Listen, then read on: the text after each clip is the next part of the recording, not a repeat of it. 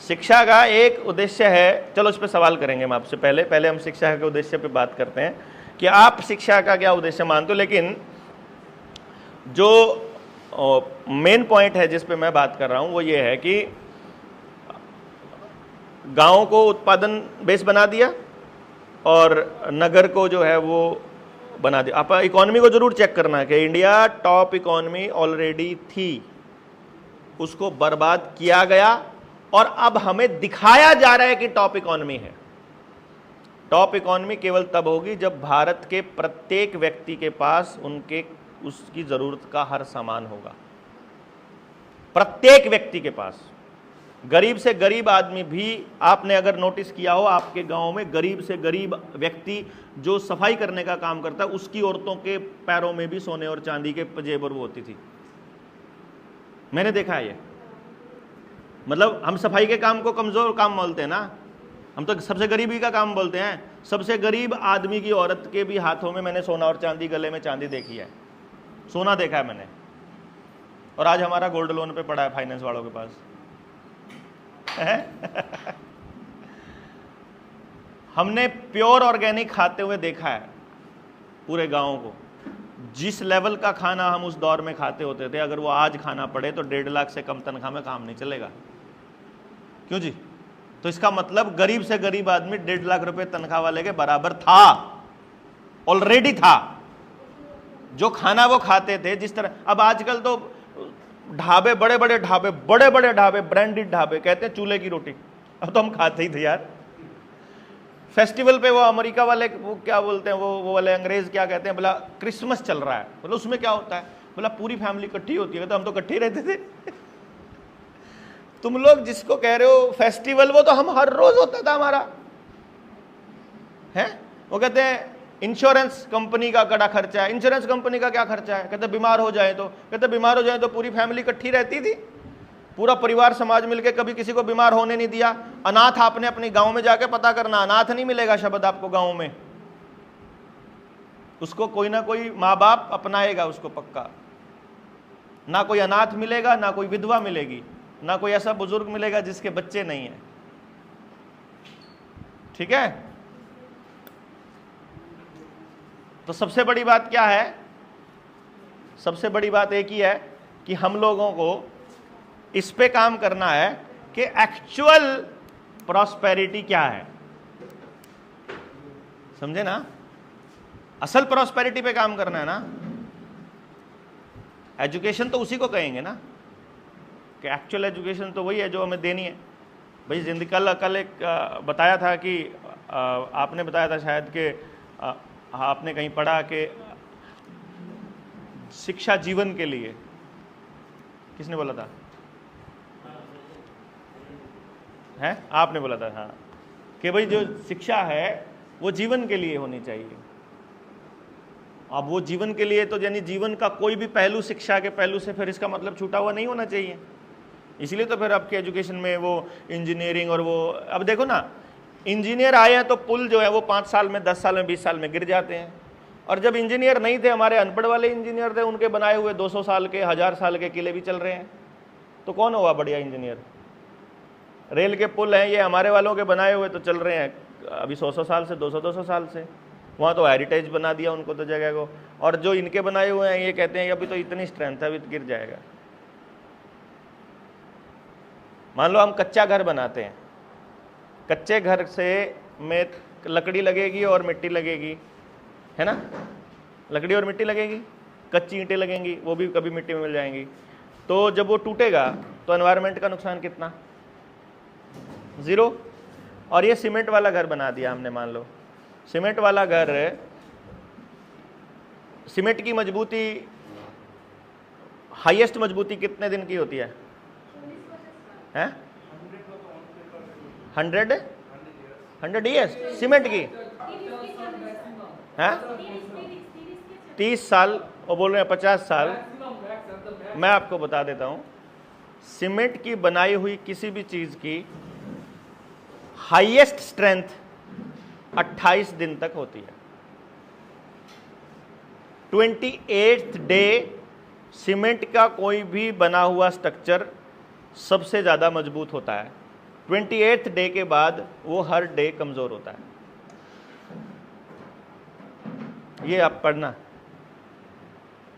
और जब वो सीमेंट का बनाया हुआ स्ट्रक्चर जब ढहाया जाएगा, जब वो खत्म होगा, तो वो सिवाय पोल्यूशन के कुछ नहीं होता। यानी सीमेंट बनने में भी पोल्यूशन, सीमेंट का घर भी पोल्यूटेड, रहने वाले लोगों का दिमाग पोल्यूटेड, और फिर मरने के बाद भी पोल्यूटेड। ठीक है? इसका मतलब multi storey buildings, total pollution, total नुकसान, समाज का खत्मा। ठीक है? और वो कहते हैं कि पॉपुलेशन ज्यादा हो गई है इसलिए हमको ऊपर बनाना पड़ता है। It's a fraud, it's a fraud statement. आज भी इस धरती पर 800 करोड़ लोग रहते हैं। अगर 2400 करोड़ लोग हो जाएं तो भी हर आदमी के लिए जितने रिसोर्सेज चाहिए उससे ज्यादा रिसोर्सेज अवेलेबल है।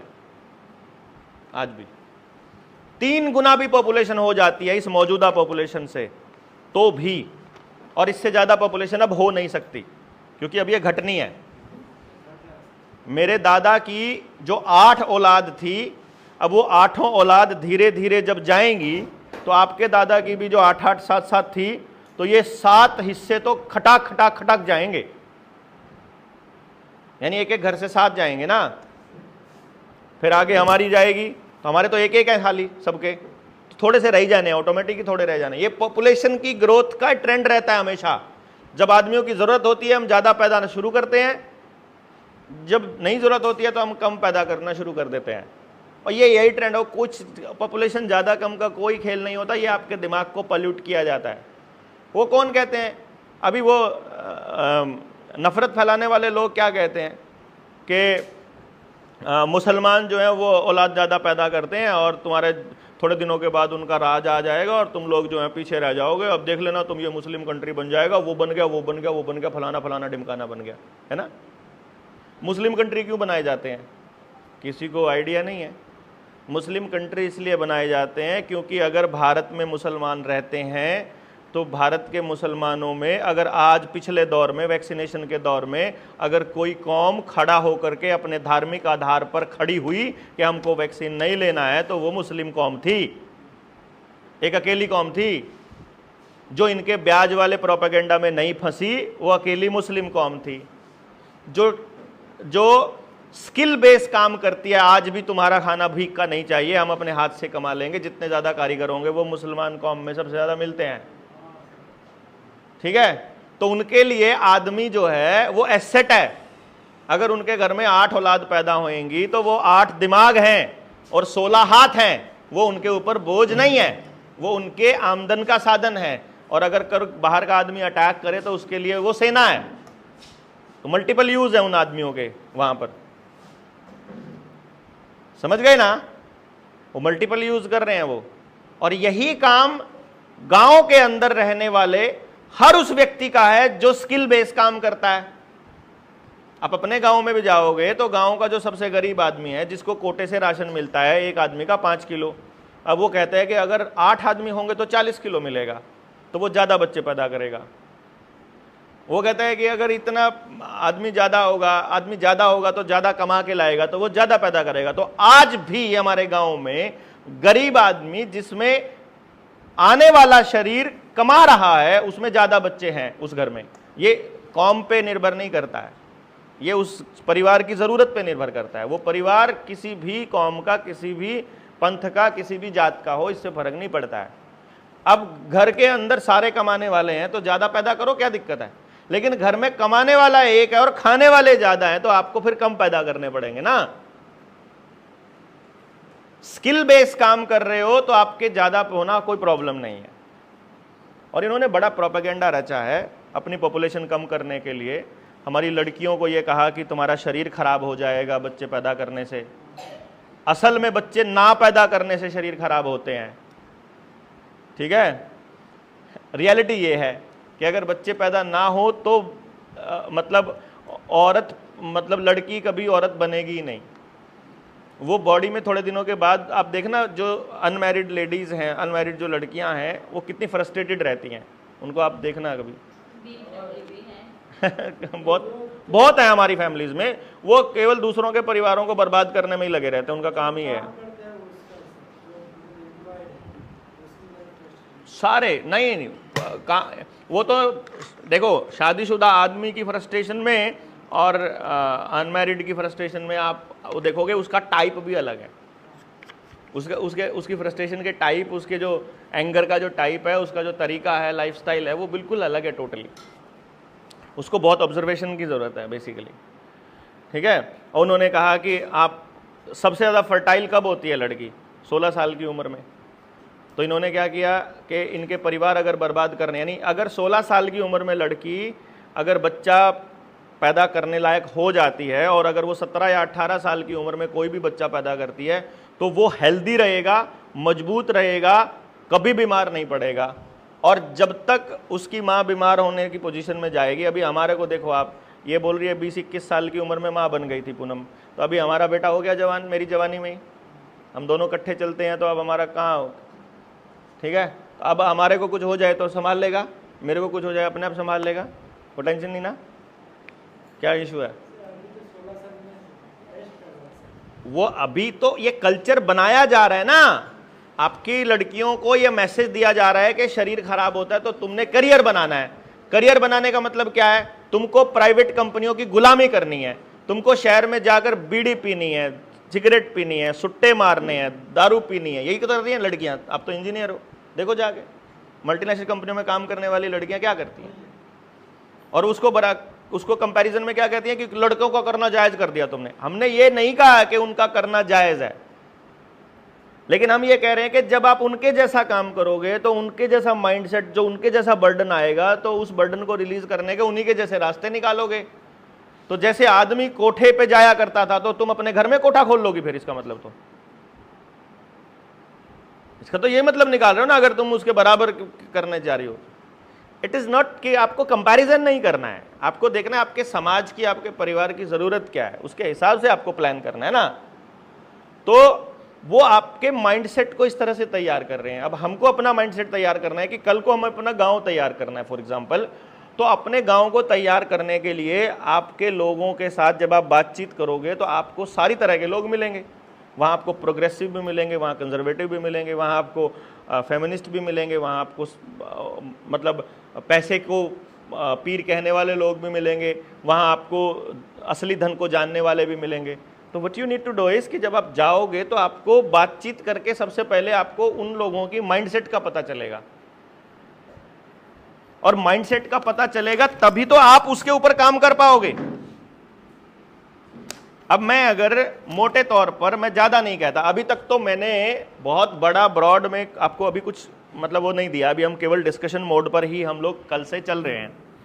मैं सिर्फ डिस्कशन मोड पे ही अगर मैं कहूं, मुझे नहीं मालूम है, मैंने अभी कोई बात नहीं कही रही इस बारे में, लेकिन अगर प्रोफेसर साहब को मैं एक बात पूछता हूं कि भाई अगर आपकी जो अभी आप जब आप स्कूल में जाते थे और कल की तारीख से पहले की सोच, और सिर्फ एक ही दिन किया, अभी आपने पर्सनल स्टडी नहीं किया है लेकिन चीज़ों को जाना है, आपको लगता है हम झूठ बोल रहे हैं?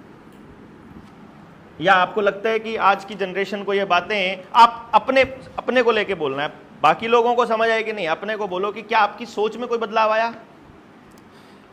हाँ सर, मेरे जो सोच है मतलब वो मतलब बदल से गया, क्योंकि मैं जो आपसे सुना हूँ कि हिस्ट्री बुक्स में जो लिखा गया है वो एक मतलब प्रोपेगेंडा को मतलब चलाने के लिए, मतलब सिर्फ आपने जो एक बात कही, मतलब truth is for everyone, is for everyone's benefit.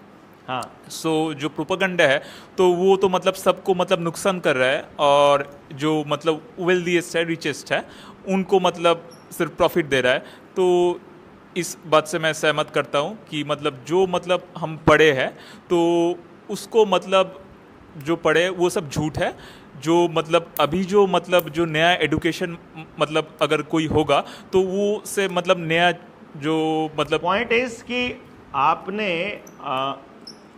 क्या अगर आपको ये बात समझ में आ जाए तो आप नौकरी की तरफ दौड़ने की बजाय अपने गांव को सुधारने की दिशा में काम करने की सोच सकते हो, या अभी भी आपको प्रोफेसर ही बनना है? नहीं, तो हम मतलब गांव में जाकर भी मतलब बच्चे को अगर बोले कि मतलब तुम जो कर रहे हो ये मतलब सही नहीं है, मतलब उनके जैसा मत बनो जो शहर में रहते हैं, तो ये एक हम मतलब कर सकते हैं, ट्राई कर सकते हैं। कहने का मतलब ये है कि अब आपको नौकरी करने की इच्छा खत्म हो गई है आपकी? है मतलब पहले जैसा नहीं है मैं ये क्यों बोला, अभी मेरे ख्याल से पहली बार ही आप पब्लिक में बोले होंगे जितना मैं समझा, और पहली बार बोले हैं, और इन्होंने अपने जीवन में टारगेट लिया हुआ था कि मुझे प्रोफेसर बनना है बड़ा होकर के। वो सारे सपने हमने इनके चकनाचूर कर दिए हथौड़े मार मार के।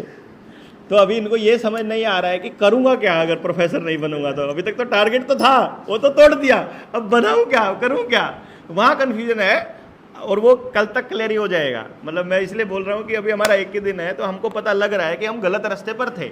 वह मान लो आपको यहाँ आना है, इस इवेंट के लिए आना है, और अगर मैं ये कहता हूँ कि आप लोग चलते चलते रास्ता भूल गए और बहुत आगे चले गए, तो क्या करोगे? अब आप कहोगे ना भाई अब तो आगे आ गए, अब नहीं पीछे जाएंगे, यहाँ तो पहुँच ही नहीं पाएंगे ना।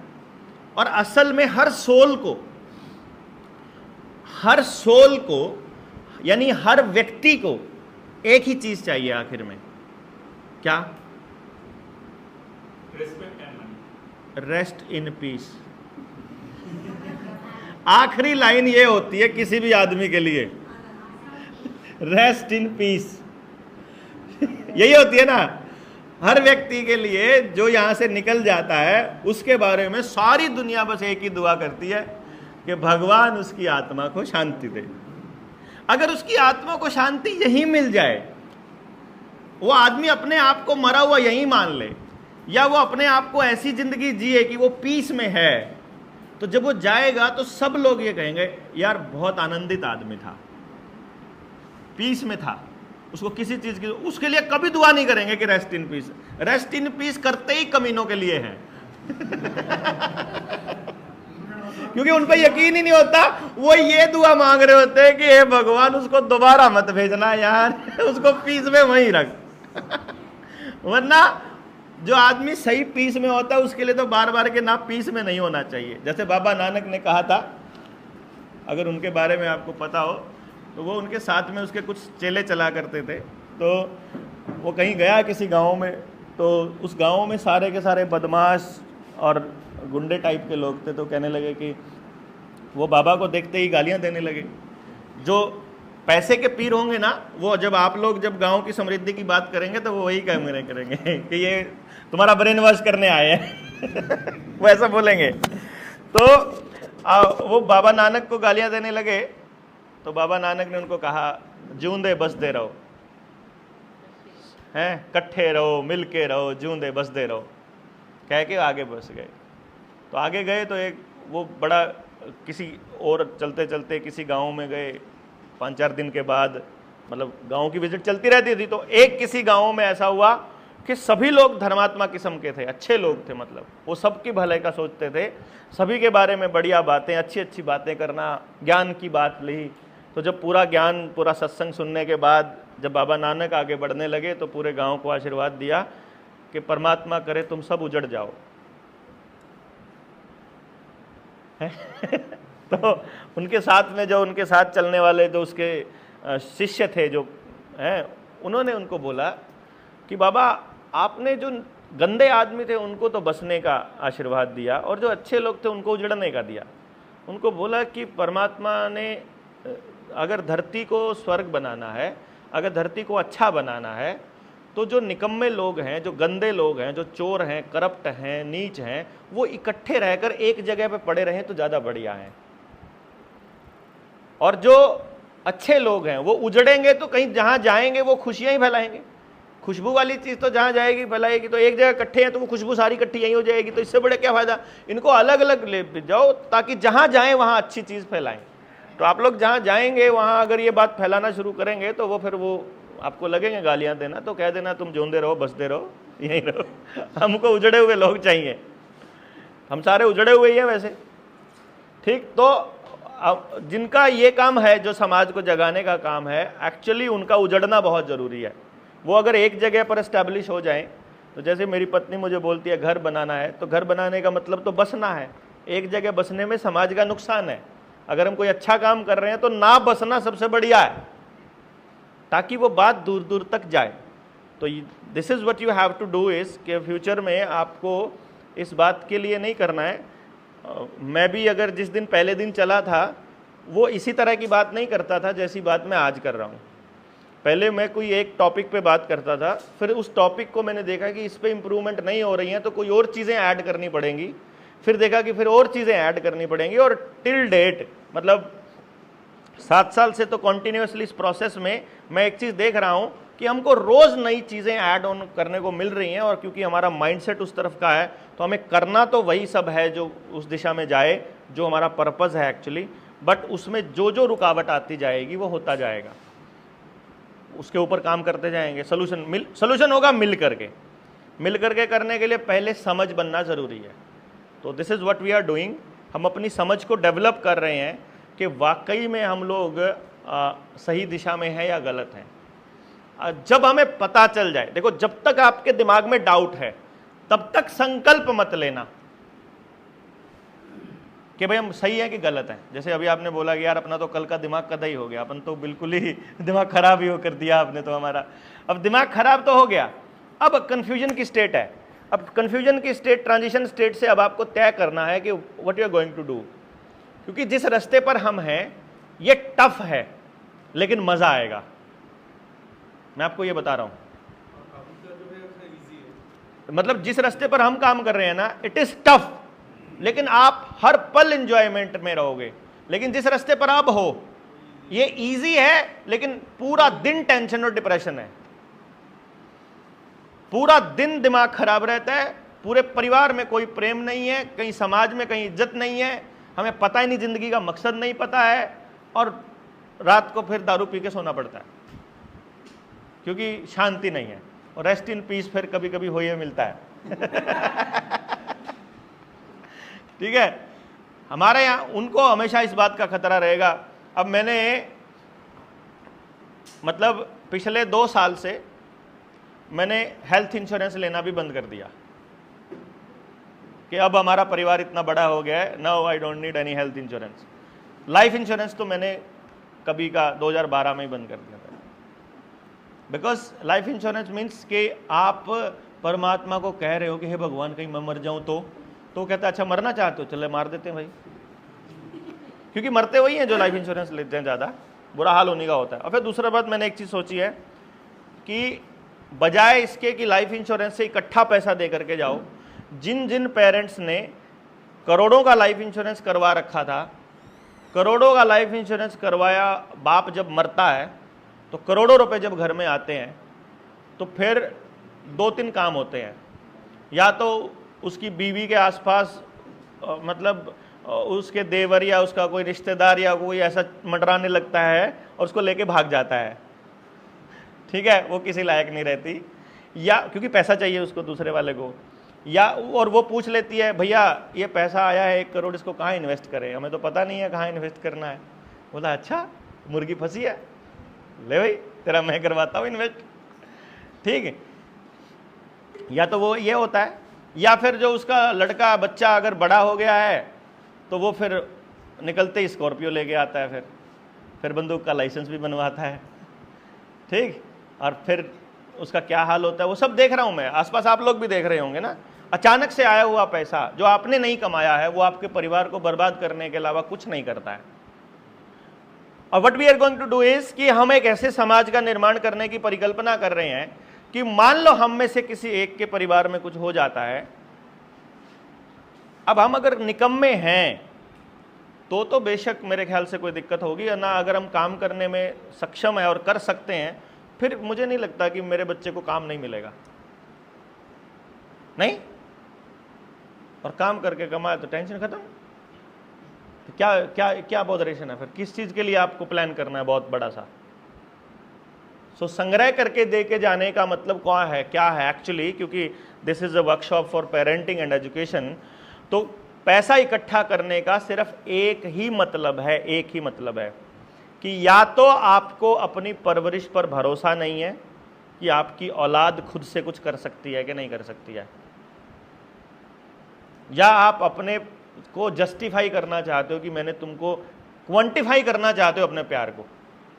जो आप अपने बच्चों से प्यार करते हो, आप उसको क्वांटिफाई करना चाहते हो, आप उसको सामान में तब्दील करके उसको देना चाहते हो, विच इज नेवर पॉसिबल, जो कि सही नहीं है और संभव भी नहीं है। आप अपनी भावनाओं को अपने बच्चे को क्वांटिफाई करके नहीं बता सकते। आप कैसे साबित करोगे कि आप उससे प्यार करते हो? क्या आप मेरे से प्यार नहीं करते? तो क्या चाहिए बेटा तेरे को, बता क्या चाहिए? तो चाहिए क्या? मेरे को मोबाइल चाहिए। कितने वाला चाहिए? 10,000 वाला चाहिए। तो जिसके बाप ने 20,000 का दिला दिया वो ज़्यादा प्यार करता है, जिसके बाप ने 50,000 का दिला दिया वो ज़्यादा करता है।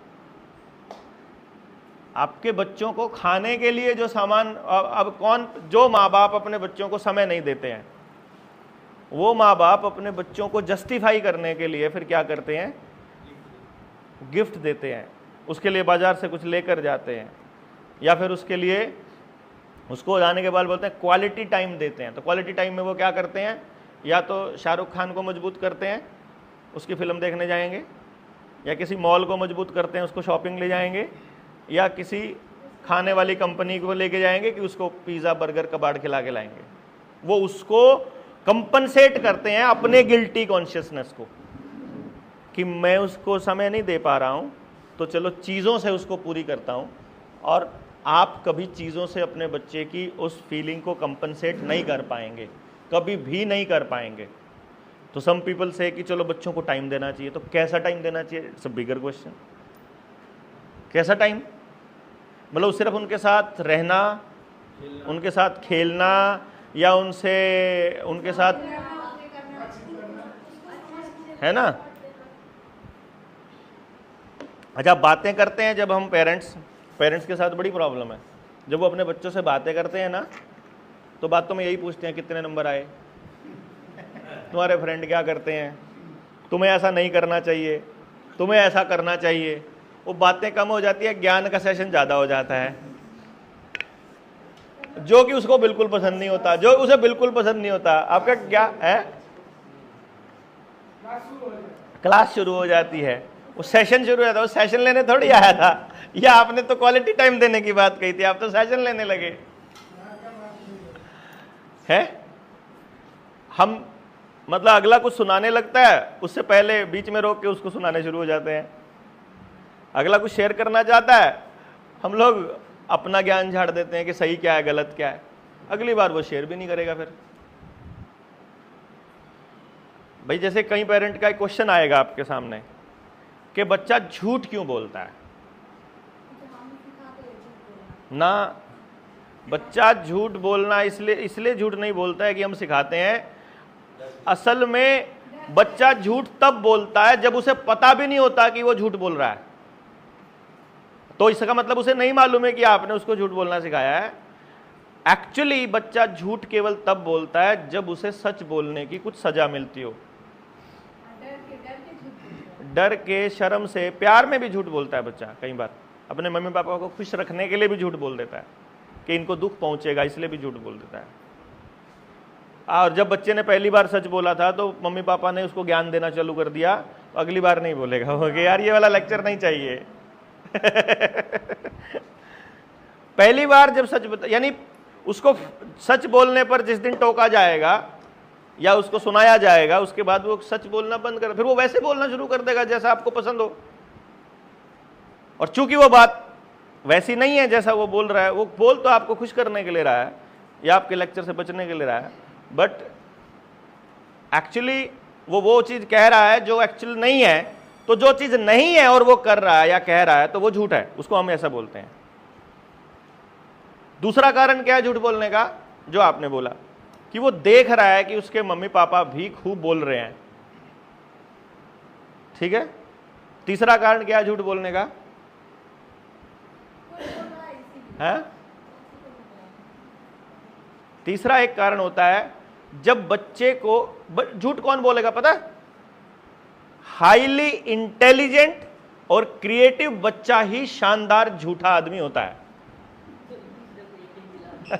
जो अगले को बिल्कुल यकीन दिला दे। क्रिएटिव, ऑरेटर, पब्लिक लीडर या ऐसा व्यक्ति जो सामने वाले को आंख में आंख डाल के झूठ बोलते, कॉन्फिडेंट आदमी झूठ बोलता है, बढ़िया। जिसका झूठ पकड़ा नहीं जाता है वो फिर बोलता रहता है, जिसका पकड़ा जाता है वो थोड़ा डाउन हो जाता है कि यार अपने बस का काम नहीं है ये।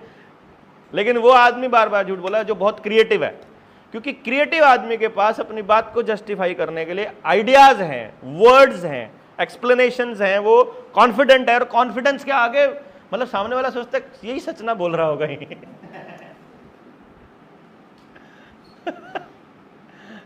इसीलिए जब बच्चे ने कोई गलती करी और उसको बोलेंगे कि तुमने उठाए थे पैसे, नहीं मैंने नहीं उठाए, तो जोर से बोलेगा ताकि वो कॉन्फिडेंट दिखे कि मैं, अब सामने वाला सोचता है यार इतना कॉन्फिडेंस से कर रहा है तो शायद ठीक ही होगा।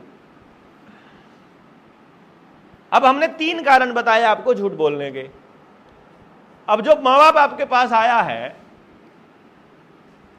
उस प्रॉब्लम को लेके कि मेरा बेटा झूठ बोलता है, तो बिना कारण को ढूंढे आप उसकी चीज को रेमेडी कर दोगे? आपको पहले कारण जानना पड़ेगा ना कि वो झूठ क्यों बोल रहा है, उसके अलावा उसके बाद आप बोलोगे। तो उसके लिए आपको फिर उस पेरेंट को भी समझना पड़ेगा, उस पेरेंट के माइंडसेट को भी समझना पड़ेगा। उस पेरेंट के माइंडसेट को समझ के फिर आप पेरेंट के माइंडसेट को नहीं बदल सकते, यहां प्रॉब्लम है, क्योंकि उसकी परवरिश हो चुकी है। अब वो अपने बच्चे के लिए तो अपने आप को बदल लेगा, बट वो आप कहोगे कि तुम झूठे हो इसलिए तुम्हारा बच्चा झूठ बोलता है, वो आपको यकीन नहीं करेगा, वो कभी नहीं बोलेगा, वो कभी नहीं मानेगा कि मैं कमीना हूं, असली कसूरवार मैं हूं। मतलब आपको ये मानकर चलना है कि आपको पता भी लग जाए कि आपके सामने बैठा पेरेंट गलत कर रहा है, इवन देन आपने अपनी काउंसलिंग के आखिरी स्टेटमेंट तक उसको गलत साबित नहीं करना।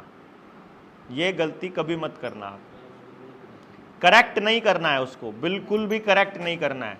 पेरेंट जो बोल रहा है वो सच है, बस सच मान के चलो। और आपके पास फिर अपने आर्ग्यूमेंट्स ऐसे होने चाहिए कि वो बाद में फिर आपके वाली बात को सच अपने आप मान के जाए। मेरी काउंसलिंग जब हम करते हैं तो उसकी सबसे बड़ी खासियत क्या रहती है कि मैं बिना कहे बता देता हूं कि सबसे बड़े नीच आदमी तुम ही हो, तुमने ही अपना बच्चा खराब कर रखा है,